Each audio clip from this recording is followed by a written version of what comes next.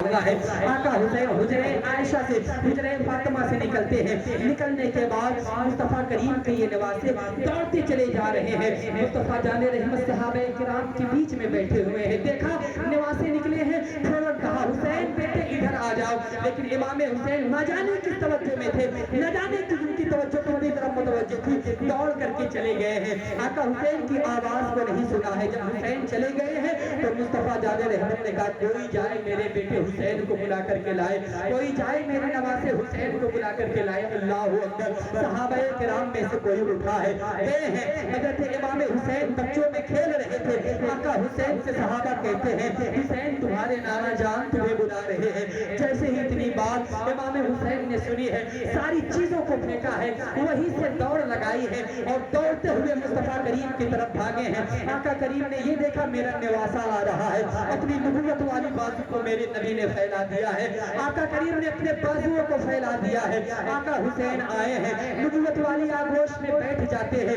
آگوش میں بیٹھنے کے بعد آقا حسین نے اپنی انگلیوں کو اٹھایا ہے, مصطفیٰ جان رحمت کی مبارک داڑھیوں میں داخل کیا ہے.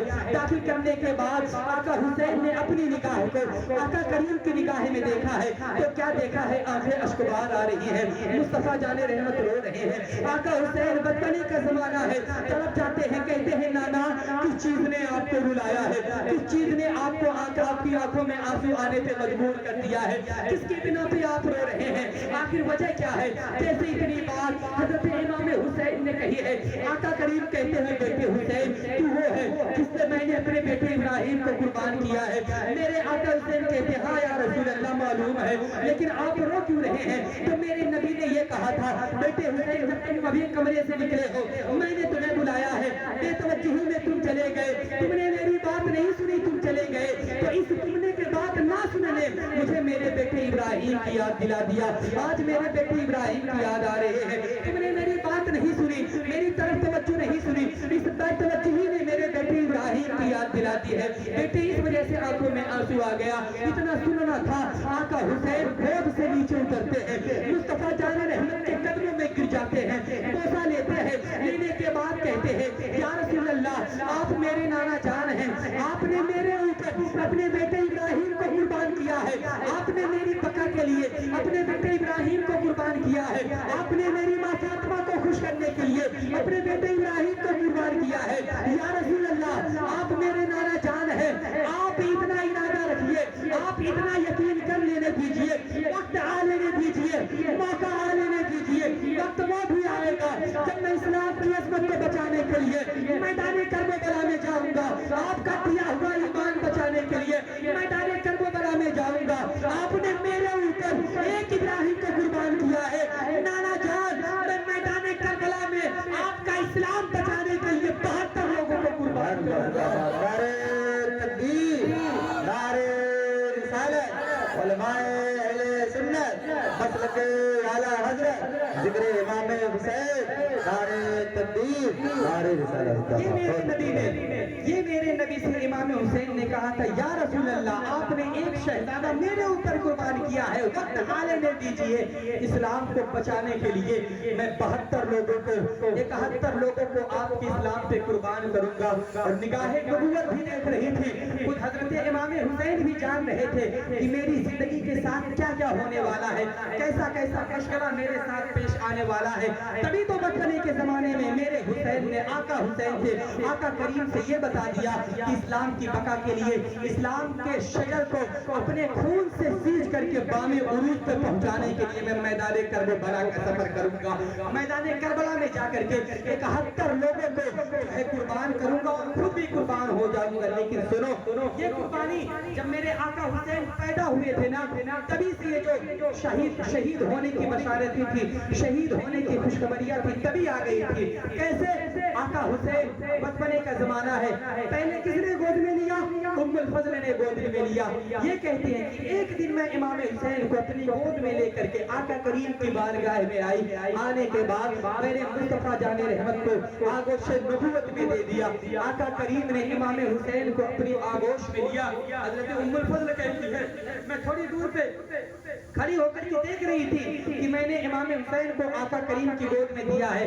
आका करीम ने जब हुसैन को अपनी गोद में लिया है, लेने के बाद क्या देख रहा हूँ कि आका हुसैन रो रहे हैं, आका हुसैन की आंखें अश्कबार हो रही है।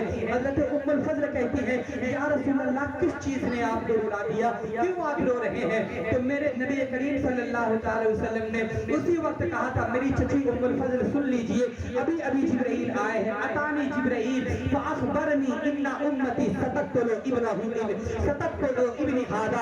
आका करीम ने ये कहा, मेरी चची जान, अभी अभी जिब्रील आए हैं और जिब्रील ने आकर के ये खबर दी है, या रसूल अल्लाह, ये जो आपका निवासा इमाम हुसैन है, जिसे आप अपना बेटा कह रहे हैं, जिसे आप अपना निवासा कर रहे हैं, आप ही के उम्मत के लोग इसे कत्ल कर देंगे, आप ही के उम्मत के लोग इसे ऐसी जमीन पे कत्ल कर देंगे। फिर हजरत जिब्रील उस जगह गए हैं जहाँ पे इमाम हुसैन को कत्ल किया जाएगा।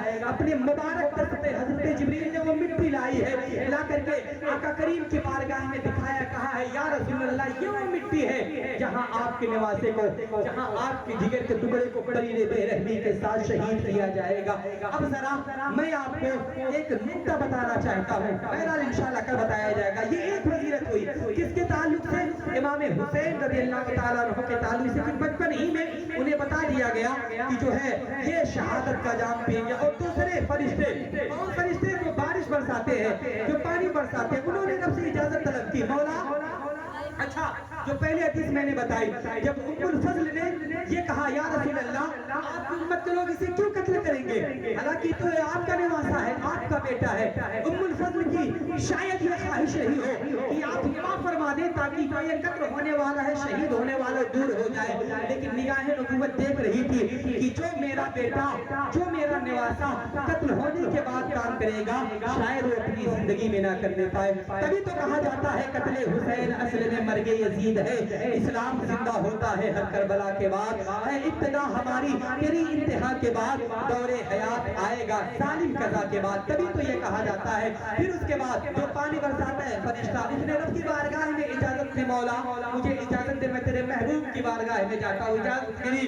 वो बारिश बरसाने वाला फरिश्ता आया है, आने के बाद क्या देखता है? मुस्तफा जाने रहमत इमाम हुसैन से प्यार कर रहे हैं, लबो रुखसार को चूम रहे हैं, पेशानी को चूम रहे हैं, अपने सीने से लगा रहे हैं, कभी कंधे पे बिठा रहे हैं, कभी खुद मुस्तफा जाने रहमत आगोश नबूवत पे बिठा करके उन्हें घुमा रहे हैं। जो जो आका हुसैन मांग रहे हैं, मुस्तफा जाने रहमत देख रहे हैं। फरिश्ते ने आकर के देखा है, देखने के बाद का, या रसूल अल्लाह, आप अपने निवासे से प्यार करते हैं, अपने बेटे से प्यार करते हैं? नबी ने फरमाया, हाँ। फिर उसी फरिश्ते ने कहा था, या रसूल अल्लाह, लेकिन जिस निवासे से, जिस बेटे से आप प्यार कर रहे हैं ना, आप ही के उम्र के लोग आप ही के बेटे को जो है कत्ल कर देंगे, आप ही के निवासे को शहादत का जाम पिला देंगे। अब बताओ, जो लोग ये कहते हैं हम मोहम्मदिया की उम्मत में हैं, बख्शे बख्शाए हुए हैं, हमें नमाज और रोजे की कोई जरूरत नहीं है, तिलावत और इबादत की कोई जरूरत नहीं है, जरा वो लोग भी सुने जिसने इमाम हुसैन को कत्ल किया है, वो लोग भी मुस्तफा करीम की उम्मत है, वो लोग भी मोहम्मदिया की उम्मत में शामिल है। तो बताओ, मोहम्मदिया की उम्मत जहन्नम में जाएगी कि नहीं जाएगी? जाएगी। मेरे नबी ने एक हदीस में कहा, मेरी उम्मत 73 फिरकों में बटेगी, 72 जहन्नमी होगा, सिर्फ एक फिरका जन्नती होगा। और एक दूसरी हदीस में मेरे नबी ने कहा, 72 फिरकों में बटेगी, 71 जहन्नम में जाएंगे, सिर्फ एक जन्नती होगा। तो फिर वो लोग जो अपनी बशारतें लेकर के बैठे हैं कि बगदाद वाले गौस बख्शवा लेंगे, हमें अवैसे करनी बख्शवा लेंगे, हमें बख्शवाने के लिए बड़ी बड़ी हस्तियां काफी है। ऐ लोगों, अल्हम्दुलिल्लाह, अल्लाह ने इन हस्तियों को इतना कुव्वत, इतना पावर दिया है कि अगर ये रब की बारगाह में तुम्हारे ताल्लुक से गुजारिश कर दे, सिफारिश कर दे, तो कबूल की जाएगी। लेकिन दुनिया में जो जिंदगी मिली है, कुछ नेकियां तो कम से कम इकट्ठा कर लो, कुछ इबादतें तो कर लो, ताकि परवरदिगार आलम जब तुमसे पूछे कि बताओ तूने दुनिया में क्या काम किया है, तब तो वहां तुम कह सको, मौला मैंने इतनी इबादतें की है, मैंने इतनी तिलावतें की है, मैंने इतने लोगों से मोहब्बत किया है, मैंने इतने लोगों के दरमियान जो जुदा हो रहे हैं मिलाया था। अगर कुछ तो रहेगा तो हो सकता है रब का फज़ल आपके साथ में और आप जन्नत में दाखिल हो जाए।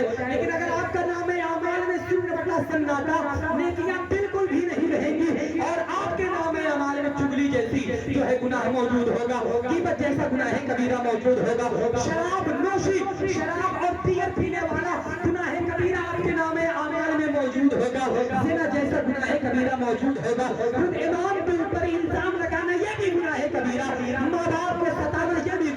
कबीरा, जब ये सारे गुनाह कबाइर आपके नाम आमाल में मौजूद होंगे तो बताओ आपकी सिफारिश बरदाने वाले गौस करेंगे, आपकी सिफारिश अजमेर वाले खाजा करेंगे, आपके लिए बख्शिश की दुआ अवैसे करनी करेंगे, आपके लिए सिफारिश की दुआ हमारे नबी करेंगे? कोई नहीं करेगा। उसी वक्त इबादत और उसी वक्त सिफारिश आपके लिए की जाएगी जब आपके नाम आमाल में इबादतें होगी, जब आपके नाम आमाल में नेकियां होगी, जब आपके नाम आमाल में कुछ अजर सवाब होगा तभी सिफारिशें की जाएगी, वरना बशारतें लेकर के बैठे रहोगे। और अगर जो है बदगुमानी में रहोगे तो फिर जान लो बदगुमानी इंसान को काफिर बना देती है, कुफ्र तक बदगुमानी ले जाती है।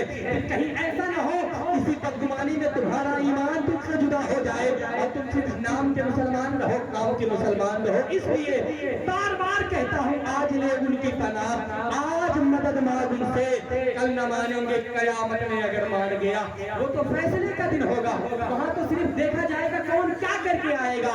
जो नेकियां लेके जाएगा उसके लिए जन्नत, जो गुनाहों को लेकर के जाएगा उसके लिए बुलंद आवाज से जहन्नम का परवाना सुनाया जाएगा, जहन्नम का मुद्दा उसी को दिया जाएगा। तो बात कहाँ हो रही थी? बात ये हो रही थी कि मुस्तफा जाने रहमत की निगाहें नबूवत ये देख रही थी कि मेरे इस निवासे को शहीद किया जाएगा। तो फरिश्ता जो बानी बरसाने वाला आया, उन्होंने देखा मुस्तफा जाने रहमत अपने निवासे से प्यार करने का, या रसूल अल्लाह आप प्यार करते हैं अपने निवासे से? कहा हाँ। तो बारिश बरसाने वाले फरिश्ते ने कहा या रसूल अल्लाह लेकिन आपकी उम्मत के लोग आपके इस निवासे को जिंदा रहने नहीं देंगे, उन्हें कत्ल कर देंगे। फिर वही फरिश्ता गया है उस जगह की मिट्टी को उठा करके ला करके आका करीम के दस्ते मुबारक में रख दिया है। आका ने मिट्टी को देखा तो वो मिट्टी लाल रंग की थी, सुर्ख रंग की वो मिट्टी थी। मेरे नबी ने उस मिट्टी को लिया है, हजरत उम्मे सलमा को दिया है। देने के बाद कहा है इस मिट्टी को संभाल करके रखो। हजरत उम्मे सलमा ने उस मिट्टी को जो है एक शीशी में कैद कर दिया है, बंद कर दिया है। मेरे नबी ने साथ साथ ये भी कहा था कि जिस दिन ये मिट्टी खून बन जाएगी समझ लेना उस दिन मेरे निवासे रसूल इमाम हुसैन को शहादत का जाम पिला दिया गया है। और तारीखों में बात मौजूद है कि जिस दिन इमाम हुसैन को शहीद किया गया, शहादत का जाम पिलाया गया, तो वो मिट्टी जो प्याले में रखी गई थी, शीशी में रखी गई थी, वो खून बन गई थी। उन्होंने खून का रुख तैयार कर लिया था। तो ये बशारतें इमाम हुसैन को जो है बचपने ही में बता दी गई थी। वो इतराज मैंने इब्तिदा में किया था।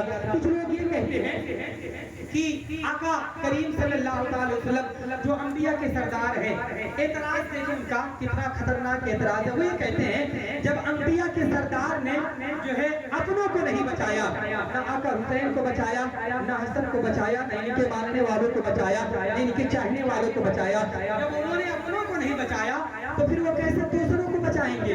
दूसरे से मुराद हम जैसे गुनहगार उम्मतों को भी उन्होंने लिया है, क्योंकि हमारा ये अकीदा है कि मुस्तफा हमें बख्शवाएंगे। वो लोग एतराज करते हैं जब आका ने अपने घर वालों को नहीं बचाया तो फिर दूसरों को कैसे बचाएंगे? उनका जवाब मैं आपको बताऊं, अगर आप और आपके कोई साथी दरिया का सफर कर रहे हो, आपका एक साथी दरिया में डूब रहा हो, आप कश्ती में मौजूद हैं, बचाने के लिए सामान आपके पास मौजूद है, आपके पास रस्सी भी है और आलात है जिसके जरिए आप अपने दोस्त को बचा सकते हैं, लेकिन आपने नहीं बचाया, तो क्या आपके ऊपर ये इल्जाम लगाया जाएगा कि उसके अंदर बचाने की ताकत ही नहीं थी? ये कहा जा सकता है। अगर ये कोई कहे तो गलत होगा। क्यों? इसलिए जब आपने बचाने की कोशिश ही नहीं की तो फिर कैसे ये कहा जाए कि इसके अंदर बचाने की ताकत ही नहीं है? अगर आपने बचाने की कोशिश की होती तो यहाँ पर इंसान आपने हाथ पकड़ के निकालने की कोशिश की होती या रस्सी फेंक करके उसे बचाने की कोशिश की होती, तब कोई कहता कि उसने बचाने की कोशिश की, नहीं बचा पाया, इसके अंदर बचाने की ताकत नहीं, तब आपका कहना सही होता। जब आपने बचाने की कोशिश ही नहीं की तो फिर ये कैसे सही हो सकता कि आपके अंदर बचाने की ताकत ही नहीं है? ठीक यही तरीका मुस्तफा जाने रहमत ने था, यानी मुस्तफा जाने रहमत ने कभी दुआ की ही नहीं कि मौला मेरे हुसैन को शहादत होने से बचा ले, इसे शहीद न किया जाए। जब मेरे नबी ने दुआ की ही नहीं तो फिर कैसे कोई कह सकता है कि मेरे नबी के पास ताकत नहीं है, मेरे नबी के पास कुव्वत नहीं है?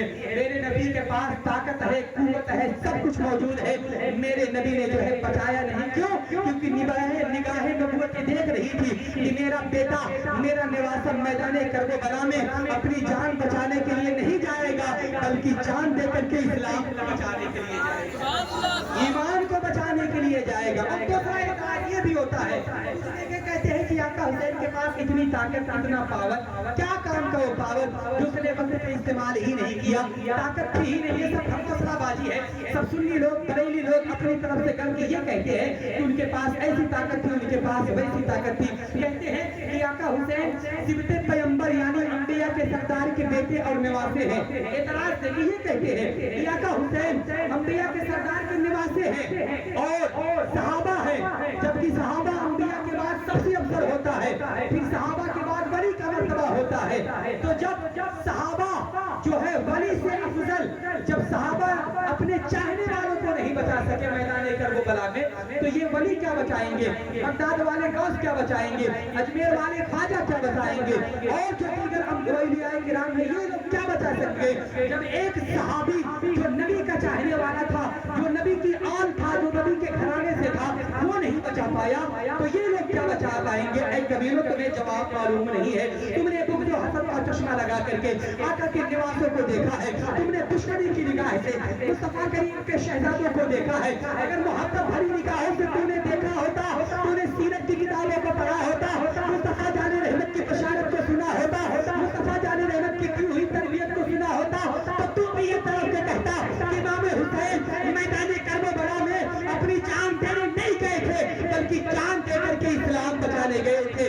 अपनी ताकत दिखाने नहीं गए थे, बल्कि ताकत को खत्म करके अपनी जान दे करके इस्लाम के शजर को जिस तरह पे पहुंचाने के लिए गए थे।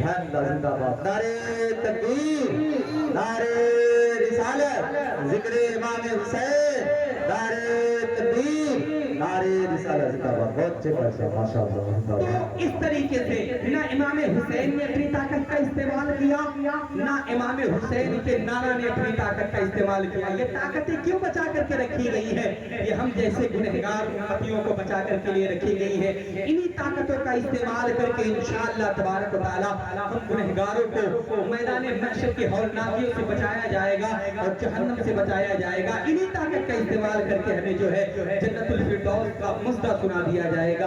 दुआ है पाक परवरदिगार आलम की बारगाह में गुहरबार पुरनवार ज़ियाबार में कि मेरे कहने में, आपके सुनने में किसी भी किस्म की आमदन या सहमन गलतियां, खामियां, लफ्ज़ वाक़ई हुई हो तो पाक परवरदिगार आलम उसे माफ फरमाए, हमें हक बोलने, हक सुनने और हक पे अमल करने की तौफीक अता फरमाए। आज मैंने इमाम हुसैन का मर्तबा बताया और उनकी शहादत, क्योंकि ये बीच में छूट रहा था। अगर मैंने मदीना से रवानगी का सफर शुरू किया होता तो ये जो सारी बातें मैंने बताई है ना, बीच में छूटती हुई